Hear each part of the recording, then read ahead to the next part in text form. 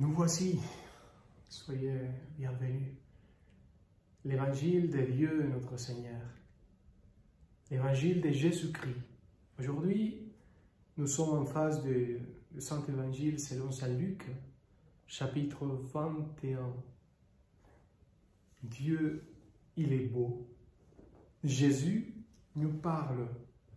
Soyez prudents, soyez attentifs.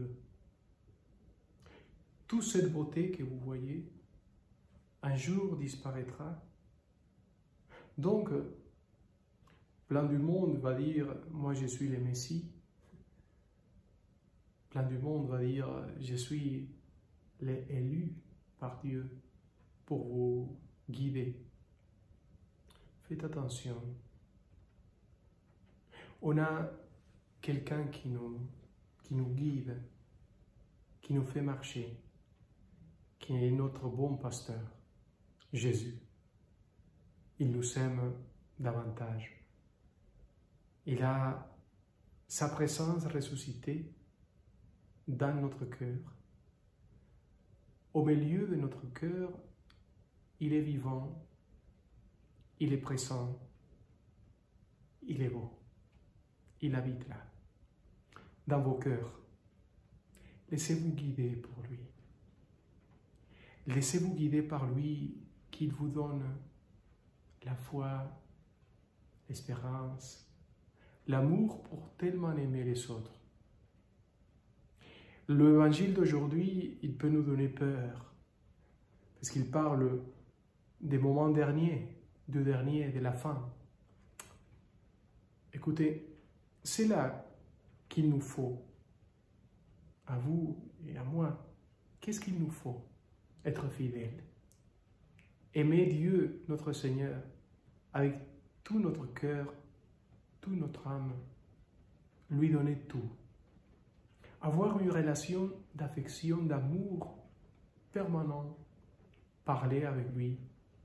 Être plongé dans son mystère, dans son amour.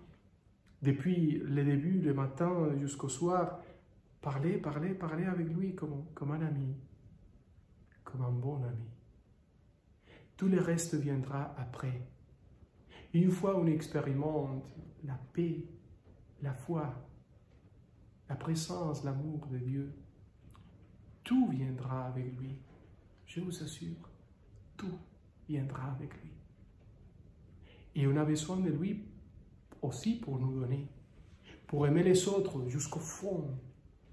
Les autres ont besoin de nous.